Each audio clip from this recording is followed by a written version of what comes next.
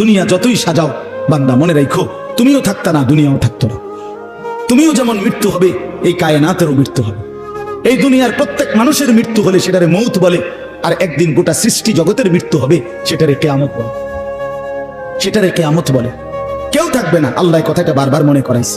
তোমার যেমন মৃত্যু হবে, সৃষ্টি জগতেরও মৃত্যু হবে। ইযা সামাউন ফাতারাত ওয়া ইদাল কাওয়াকিবু ইনতাসারাত। আল্লাহ বলেন ইযা শামসু কুফিরাত। আল্লাহ তাআলা এভাবে বারবার বলছে ইযা সামাউন শাক্কাত, আসমান ভেঙে যাবে, চূর্ণ বিচূর্ণ হয়ে যাবে, তারকারাজি খসে খসে পড়বে, সূর্য চন্দ্র আলোহীন হয়ে পড়বে। আল্লাহ তাআলা বলেন ইদা রাজ্জাতিল আরদু রাজ্জা, জমিন পাউডারের মতো রেজা রেজা পাউডার হয়ে যাবে। আল্লাহ তাআলা বলছে পাহাড়গুলো তুলার মতো ধুলির মতো উঠতে থাকবে। আল্লাহ বলছে বান্দা একদিন আমি গোটা কায়নাত আমি শেষ করে দেব, আমার সংসার আমি গুছায় ফেলবো। আমার এই কায়নাত আমি আল্লাহ তাআলা ইসরাফিলের সিংহার ফু দিলে আমি আল্লাহ তাআলা গুটিয়ে ফেলবো।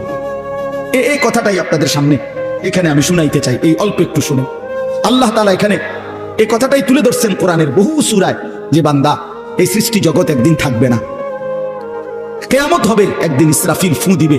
ইসরাফিল যেদিন ফু দিবে, কোরআনে এই বর্ণনাটা দুই ভাবে আছে। একটা হলো ইসরাফিল প্রথমবার ফু দিবে, আরেকটা হলো ইসরাফিল দ্বিতীয়বার ফু দিবে। ইসরাফিল মোট দুইবার ফু দিবে। প্রথমবার ফু দিলে জমিনের মধ্যে ভূমিকম্প শুরু হবে। আল্লাহ বলেন এই ভূমিকম্পটা গোটা পৃথিবী একসাথে, আমার সৃষ্টি পুরাটা একসাথে নড়বে। ইন্না জালজালাতাস সাআতি শাইউন আযীম। আল্লাহ বলেন বান্দা দুনিয়ায় বহু ভূমিকম্প তুমি দেখছো, তবে মনে রেখো কিয়ামতের ভূমিকম্প, ইসরাফিল ফু দিলে প্রথম যে ভূমিকম্প হবে, কিয়ামত সংঘটিত হওয়ার জন্য, গোটা সৃষ্টিটা ভেঙে চুরে যাওয়ার জন্য, সেটা হবে বড়ই ভয়ানক। সেটা বড়ই ভয়ানক। ইয়াউমা তারাউনাহা তাযহালু কুল্লু মুরদিআতিন আম্মা আরদাআত। কোরআন শরীফে আছে এই প্রথম ভূমিকম্প যখন শুরু হবে জমিনে, ইসরাফিলের ফু শুরু হবে, সবকিছু যখন ভাঙতে শুরু করবে, আল্লাহ তাআলা বলেন যে মা তার দুধের বাচ্চা কোলে দুধ খাওয়াচ্ছিল, ওই মা সন্তানকে ছুঁড়ে ফেলে দিয়ে পাগলের মতো ছুটতে থাকবে। ওয়াতাদাউ কুল্লু যাতি হামলিন হামলাহা, যে মায়ের পেটের বাচ্চা 10 মাস পূর্ণ হয়ে গেছে, এই আর ঘন্টা 2-4 ঘন্টা পরে বাচ্চাটা প্রসব হবে। আল্লাহর কসম, আল্লাহ কোরআনে বলছে সেই গর্ভধারিণী মা 10 মাস যে তার সন্তানকে গর্ভে লালন করেছে, ইসরাফিলের ফু দিলে জমিনের কম্পন যখন শুরু হবে, ভূমিকম্প, তখন এই গর্ভধারিণী মা এভাবে দৌড়বে, এভাবে ছুটবে, নিজের বাচ্চা নিজের থেকে খালাস হয়ে পড়ে যাবে, বা ফিরেও তাকাবে। আল্লাহ বলে সমস্ত মানুষগুলো বাতালের মতো দৌড়তে থাকবে। এইভাবে সবকিছু কাঁপতে কাঁপতে সবকিছু কিছু দূর গিয়া গিয়া ভাঙ্গা ভাঙ্গা পড়বে, মুখ থুবড়ে পড়বে। তো আল্লাহ রাসূল সাল্লাল্লাহু আলাইহি সাল্লাম বলেন সমস্ত কিছু এই সৃষ্টি জগতের যা আছে আল্লাহ ব্যতীত সবকিছুই প্রথম ফুঁয়ের পরে কাঁপতে কাঁপতে ভূমিকম্পের মতো হয়ে জমিনের তলদেশে চলে যাবে। মাটির উপরে তখন একটি সুতা আর থাকবে না, আর কিছুই না। এই হলো কিয়ামত, প্রথম ফু, প্রথম ভূমিকম্প। নির্দিষ্ট একটা সময় পরে আবার আল্লাহ তাআলা ইসরাফিলকে জীবিত করে আবার বলবেন আরেকটা ফু দাও, একটি নির্দিষ্ট সময় পরে। সেই সময়টা কতদিন? হাদিসের একটি বর্ণনা থেকে, নবীজির একটা বর্ণনা থেকে মুহাদ্দিসিনে কেরাম বলছে এই দ্বিতীয় ফু আর প্রথম ফুর মাঝখানে, প্রথম ফুতে সবকিছু যখন কবরে চলে যাবে, তখন হতে পারে দ্বিতীয় ফু দিতে দিতে মাঝখানের সময় 40,000 বছর। আমার বন্ধু, আমার বাপ, আমার ভাই, রাত হইছে, কষ্ট সবাই করতেছেন, এতটুকু তো ভাবেন সর্বশেষ যে লোকটা কবরে যাবে, শেষ হতে পারে তাকে কবরেই থাকতে হবে 40,000 বছর। তো এখন যারা মরতেছে তারা কবরে আছে আজকে কত বছর? নবীজি সাল্লাল্লাহু আলাইহি সাল্লামের জামানায় যারা মারা গেছে তারা আজকে কতদিন কবর? ওই নূহ আলাইহিস সালামের জামানায় যারা মারা গেছে তারা আজকে কতদিন কবর? ভেবে দেখেন। আচ্ছা, এই শেষ লোকটাই যদি 40,000 বছর থাকতে হয়, আর যদি কবরের আযাব হয়, তার কি পরিমাণ কষ্ট পাবে সে, কি পরিমাণ কষ্ট পাবে? আল্লাহ রাসূল সাল্লাল্লাহু আলাইহি সাল্লাম বলেন কবরের প্রথম শাস্তিটা কি? কোন ব্যক্তি যখন কবরের প্রশ্নের জবাব দিতে পারবে না, তখন আল্লাহর পক্ষ থেকে ফেরেশতাদেরকে বলবে কাযাবা আবদি, আমার বান্দা মিথ্যা বলেছে। ফাআফরিশুহু মিনান নার ওয়ালবাসুহু মিনান নার ওয়াফতাহু লাহু বাবান ইলান নার। আল্লাহ বলবে ফেরেশতাদেরকে, ফেরেশতারা আমার এই নাফরমান বান্দার কবরের মধ্যে জাহান্নামের বিছানা বিছিয়ে দাও, আগুনের পোশাক পরিয়ে দাও, আর জাহান্নাম বরাবর তার জন্য একটা দরজা খুলে দাও। এরপরে নবীজি বলছেন ফেরেশতারা এই ব্যবস্থাপনা করে, আল্লাহর কসম বাফ, নবীজি বলছেন ফেরেশতারা যখন চলে যাবে, এই আগুনের বিছানা বিছাইয়া, আগুনের পোশাক পরাইয়া আর জাহান্নামের দরজা খুলে দিয়ে যখন কবরে রেখে এই নাফরমানকে রেখে যাবে, তখন আল্লাহ নবী সাল্লাল্লাহু আলাইহি সাল্লাম বলেন, প্রথম মুহূর্তেই ফেরেশতা চলে যাওয়ার সাথে সাথে মাটি ডান দিক থেকে এই নাফরমানকে একটা চাপ দিবে, বাম দিকে ডান পাশের হাড্ডি পাঁজর ভাঙ্গা বাম দিকে চলে যাবে। বাম দিকের মাটি ডান দিকে চাপ দিবে, তো বাম দিকের হাড্ডি পাঁজর ভাঙ্গা ডান দিকে চলে আসবে। আল্লাহ আমাকে মাফ করে দেন।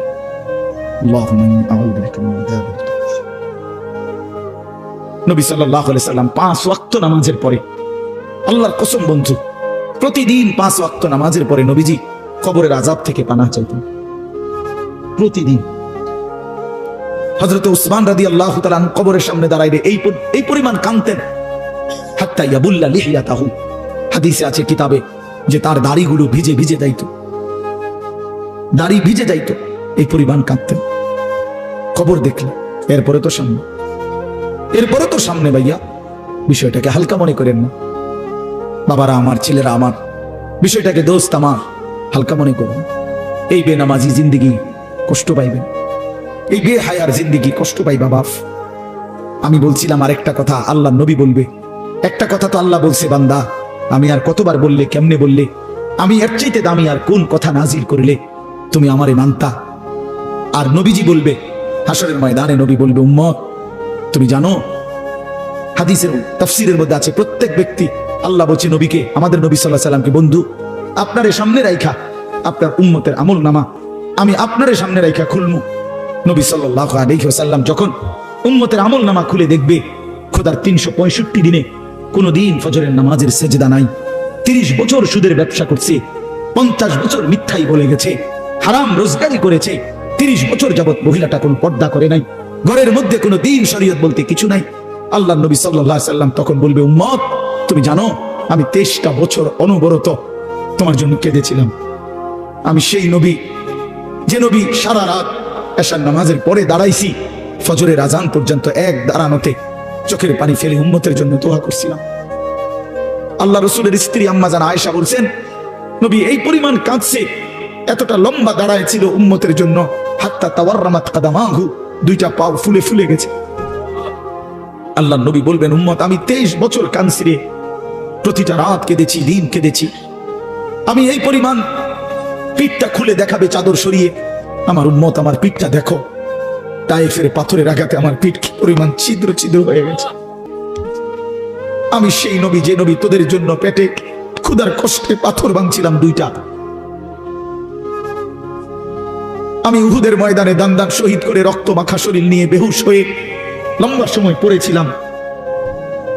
আমার ঘরের চুলায় 3 মাস, হাদিসে আছে আম্মা জান আয়েশা বলছেন, নবীজির ঘরে আমরা 9 জন বিবি, উনি বলছে আল্লাহর কসম 3 মাস কোনদিন, টানা 3 মাসে কোনদিন আমাদের ঘরের চুলায়, 9 জন বিবির ঘরে কারো ঘরের চুলায় কোনদিন আগুন জ্বলে না।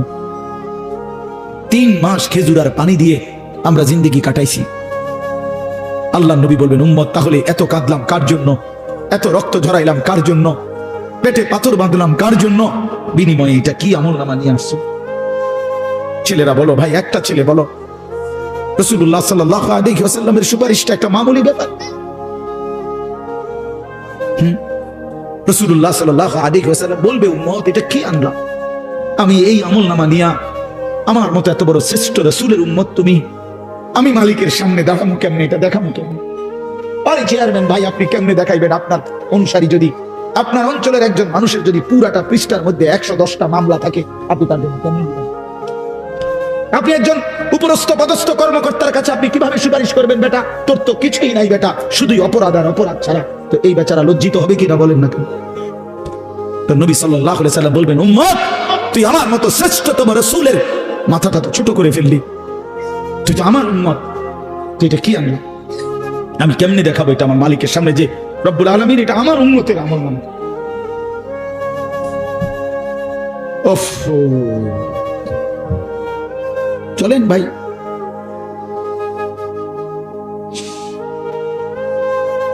এই জন্য দোস্ত আমার, বন্ধু আমার, আমি দিবানিশি এই চিৎকার চেঁচামেচি করি, এই আহাজারি আমার অনেক দিনের। মুসলমানের সন্তান ফিরবে, নওজওয়ানরা ফিরবে, মুসলমানের যুব সমাজ নামাজ পড়বে, আল্লাহরে চিনবে, এটাই আমার স্বপ্ন। এই আমার দিলের তামান্না। কারো প্রতি আলহামদুলিল্লাহ এখন আর দিলে শত্রুতা রাখি না, কারো বিরোধিতা, কারো প্রতি হিংসা করার কোনো সময়ও নাই। বিশ্বাস করেন, একদম সময়ই তো না। আমি জুমার নামাজ পড়াইছি ঢাকা মোহাম্মদপুর আদাবর, আমার জুমা। ওইখান থেকে আমি জুমার পরে রওনা দিয়া মাগরিবের পরে রোয়াচালা বয়ান করছি, এশার একটু পরে ওই মুসাগারা বয়ান করছি, এরপরে এখানে এসে বয়ানে করছি। শুধু অজু করছি, শুধু সময় বাঁচানোর জন্য মসজিদের খানাটা খাই নাই, হোটেলে, পথের একটা হোটেলে মদনপুর পার হয়ে আসা অল্প কটা ভাত খাইছি। এটা বলার উদ্দেশ্য কেরামতি বুজুর্গি বোঝানো না, আল্লাহর কসম বোঝানো হইল এই কথার ফিকির যে কাউরে প্রতিপক্ষ ভাববার কোনো দরকার নেই। আল্লাহ আমাদের সবাইকে বুঝ দান করেন। প্রতিটা ছেলের প্রতি আমার অনুরোধ, বাবা তুমি নষ্ট হইও না, তুমি বরবাদ হইও না।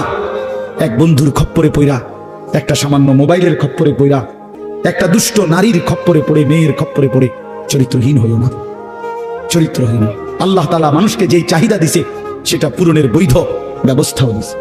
মানুষকে আল্লাহ তাআলা তৃষ্ণা দিয়েছেন, তো তৃষ্ণা নিবারণের জন্য পবিত্র হালাল পানীয় আল্লাহ তাআলা দিয়েছেন। মানুষকে আল্লাহ তাআলা ক্ষুধার চাহিদা দিয়েছেন, তো হালাল খাবারও আল্লাহ তাআলা দিয়েছেন। তো মানুষের লজ্জাস্থানের যে চাহিদা, শাহওয়াত, যৌন চাহিদা, এটা আল্লাহ তাআলা দিয়েছেন, তো এটা পূরণের জন্য হালাল স্ত্রী আল্লাহ প্রত্যেক পুরুষের জন্য ব্যবস্থাও রেখেছেন। কেন নষ্ট হলো? চরিত্রহীন হইবা কেন? উলঙ্গ ছবি আর নর্তকীর পিছনে জীবন শেষ করে দিবা কেন? কি দুঃখে বন্ধু নষ্ট হইলা বলো?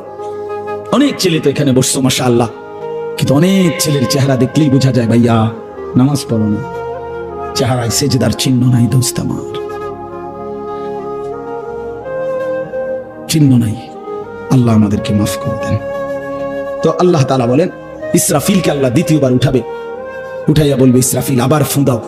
এই আবার ফু দিলে এবার আবার জমিন কাঁপতে শুরু করবে দ্বিতীয়বার। তো প্রথমবার ফু দেওয়াতে জমিন কাঁপতে কাঁপতে সবকিছু কই গেছিল? নিচে, মাটির নিচে। মাটির উপরটা কি খালি, ফাঁকা না? এইবার দ্বিতীয়বার যখন ইসরাফিল ফু দিবে, মাটি কাঁপতে কাঁপতে ভূমিকম্প শুরু হলে এবার জমিনের সমস্ত কিছু ভিতরে যেগুলো ছিল সবকিছু জমিনের উপরে উঠে আসবে একেবারে একটা সুতা সহ। গরু, ছাগল, মানুষ, জিন, স্বর্ণ, রৌপ্য, হীরা, মণি, মুক্তা, জহরত, সব সব সব। শুধু মানুষ না, একেবারে সব কিছু। একেবারে আদম আলাইহিস সালামের জামানা থেকে ইসরাফিলের ফু পর্যন্ত যত কিছু মাটির তলে গেছে সব মাটির উপর উঠে আসবে। ইদা জুলজিলাতিল আরদু জিলজালাহা, আল্লাহ তাআলা বলেন এই দ্বিতীয়বারের ভূমিকম্প জমিনে যখন হবে, ও আখরাজাতিল আরদু আসকালাহা, জমিন তার তলদেশ থেকে তার ভেতরে যা কিছু বোঝা জমিনের মধ্যে ছিল সব কিছু সে জমিনের উপরে তুলে দিবে। তুলে দিলে তখন তাফসীরের মধ্যে আছে এই যে স্বর্ণ, রৌপ্য, মণি, মুক্তা, টাকা পয়সা, হীরা, জহরত, অর্থ সম্পদ, এগুলোর স্তূপ থাকবে। আশ্চর্য কথা শুনেন, সরাসরি হাদিসে আছে, নবীজি বলছেন এই স্বর্ণ, রৌপ্য, মণি, মুক্তা গুলো তখন আল্লাহর কুদরতে কথা বলবে। এইগুলা, এই অর্থ সম্পদ গুলা, মানুষের যে অর্থ সম্পদ, এগুলো কথা বলবে। কি কথা বলবে? চোরের ডাক দিবে, আইনা সারিক, এই চোর, এদিকে বাটফার, এদিকে এই সম্পদের জন্য চুরি করেছিলি, আজ যা দরকার নেই। আইয়ুহাল কাতি', এই ডাকাত, এদিকে, এখান থেকে নে, এই সম্পদের জন্য ডাকাতি করছি, নে এখন নে। সরাসরি হাদিস আছে, রাসূলুল্লাহ সাল্লাল্লাহু আলাইহি ওয়াসাল্লাম বলেছেন এই অর্থ সম্পদ ডাক দিয়ে বলবে, হে আত্মীয়তার সম্পর্ক ছিন্নকারী বেঈমান, এদিকে এই সম্পত্তির জন্য আপন ভাইকে বঞ্চিত করছিলি, আপন চাচাকে বঞ্চিত করছিলি, আপন ভাতিজারে বঞ্চিত করছিলি, এর জন্যই আত্মীয়তার সম্পর্ক ছিন্ন করেছিলি, এখন নে, যা লাগবে নে, হারাম করে এখন নে, সুদখোর কত টাকা দরকার তোর, এখন নে।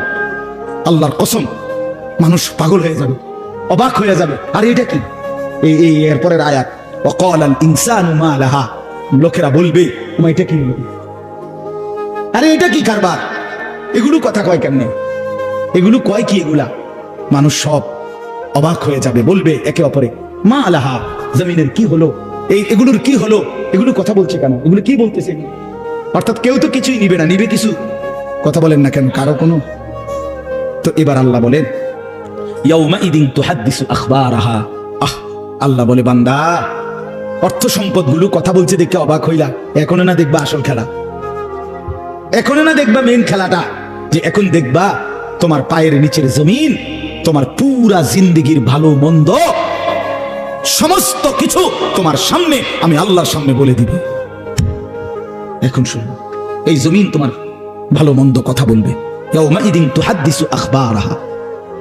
তোমার প্রতিটা মিনিট সেকেন্ড একাকী প্রকাশ্য, ঘরে বাহিরে, লোকালয়ে, আলোতে, অন্ধকারে, রাত গভীরে, দিনের আলোতে তুমি যা ভালো করেছো তাও বলবে, তুমি যা মন্দ করেছো তাও বলবে।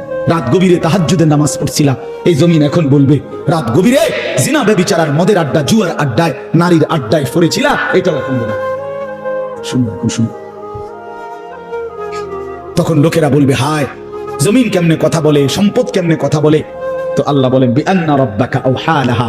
এজন্য বলে যেহেতু আল্লাহ তাআলা আদেশ করেছে। আল্লাহ আদেশ করলে তার গোটা সৃষ্টি কথা বলে। তাহলে মূলত জিহ্বায় কথা বলে না, আল্লাহ আদেশ করলে গোশতের এই টুকরাটা কথা বলে।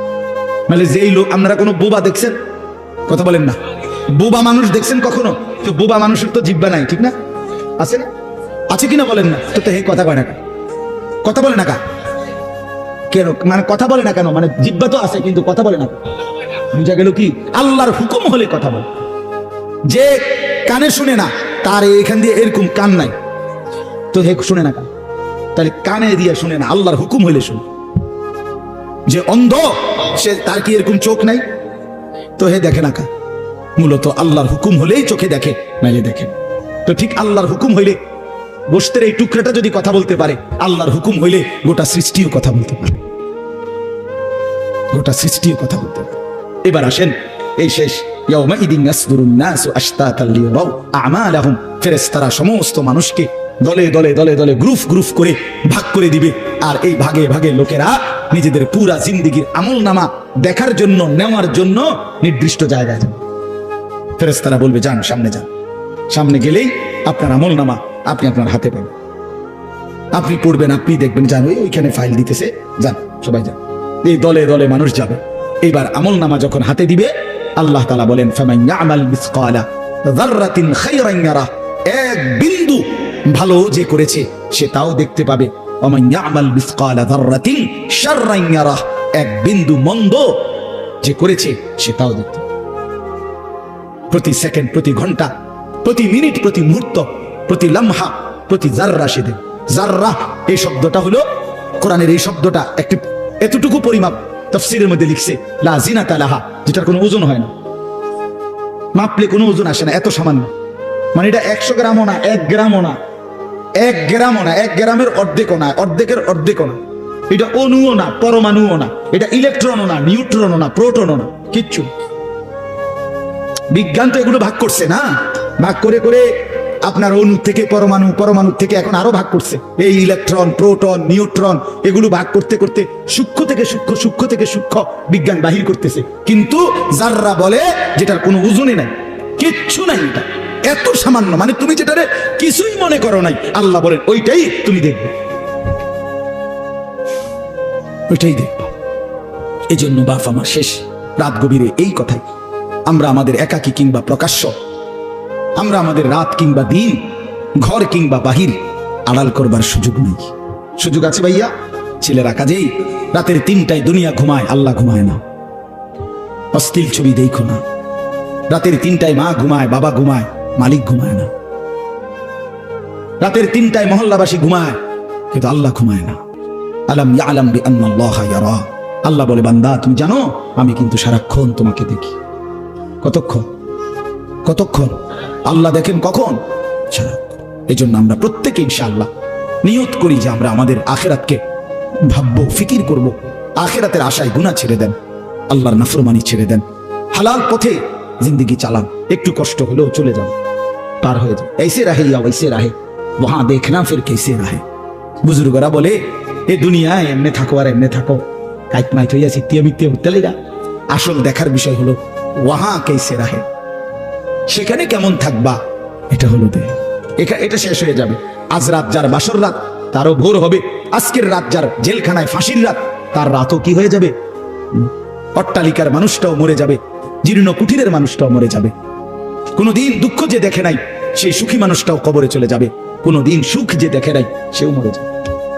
আমিও না, আপনিও না, বাবাও না, সন্তানও না, মাও না, কেউ না, কেউ থাকবে না, কেউ না, কেউ না।